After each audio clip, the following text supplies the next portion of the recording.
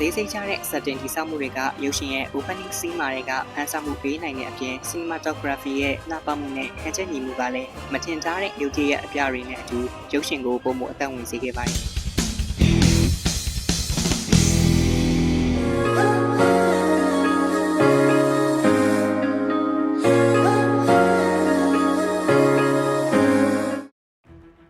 နေတဲ့ဆန်ကနေကချစ်စပွဲအမီယာလေးတွေနဲ့ကျွန်တော်တို့ရဲ့စိတ်ကိုဖန်ဆနိုင်ခဲ့တဲ့ငကားလေး Two Less ရဲ့ How to Train Your Dragon Live Action Movie လေးကို ready လုပ်ပါမယ်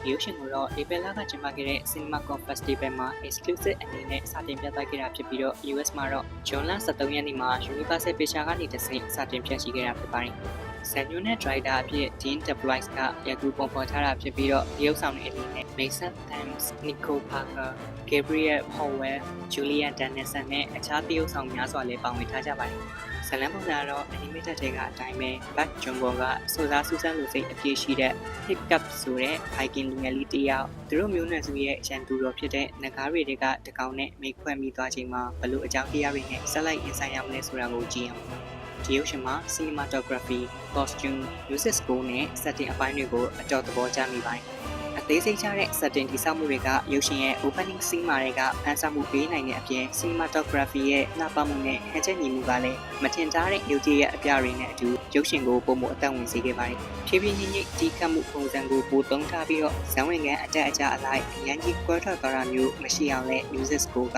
ပံ့ပိုးထားပါသေးတယ်။ costume အပိုင်းမှာလည်း overlook ဖြစ်မနေစေဘဲနဲ့မယူမဆန်းပုံစံလေးနဲ့ Viking costume တွေကိုမြင်ခဲ့ရပါတယ်။နည်းနည်းလေးသဘောမကျတဲ့အချက်ဆိုရင်တော့ဝင်ရင် animated တွေကပြန်ယူသုံးထားတဲ့ scene တွေနဲ့ live action တွေက CGI တချို့ပြန်လည်ပေါင်းစပ်ချိန်မှာအယောင်မငြိမ်တာမျိုးလေးတွေခံစားရတာရှိပါမယ်။ How to Train Your Dragon live action မှာကဝင်ရင် animated ရဲ့ plot ကိုအထူးတက်လဲခွန်ထားတာမျိုးမရှိဘဲနဲ့ပြောင်းလဲရတဲ့အချက်တချို့ကိုခပ်ပါးပါးလေးပဲပြောင်းထားတဲ့အပြင် animated တွေကဟာတာတွေရော dialogue တော်တော်များများကိုလည်းပေါအောင်ပြန်သုံးထားပြီးပါတယ်။ဒါအပြင် live action ရုပ်ရှင်ဖြစ်တဲ့အလျောက်ဇက်ကိုပူကြွစေဖို့ drama နဲ့ horrifying ဖြစ်စေမဲ့ scene တချို့ကိုလည်းထပ်မံဖြစ်ဆက်ထားတာကလည်း outstanding ဖြစ်စေပါတယ်။ overall ခြုံပြောရရင် How to Train Your Dragon live action ရုပ်ရှင်ကပြောင်းလဲမှုကြီးမားတွေလုပ်ထားတာမျိုးကိုသဘောမကျတဲ့သူတွေနဲ့ငယ်ပေါ်အလွမ်းပြေအဖြစ်ပြန်ကြည့်မဲ့သူတွေအတွက်ကတော့အဆင်ပြေနိုင်ပေမဲ့all လောက်စီမဲ့အကြောင်းအရာအသစ်တွေနဲ့ရတာအသစ်ခန်းစားခြင်းသူတွေအတွက်ကတော့စိတ်တိုင်းကြစီမှာမဟုတ်ပါဘူး။ကျွန်တော် personal အရာကတော့ဒီရုပ်ရှင်ရဲ့ဝင်ရတာပြန်မသွားတာရော visional message တွေကနေသွေးဖယ်မသွားတာကြောင့်မှ Two Less fans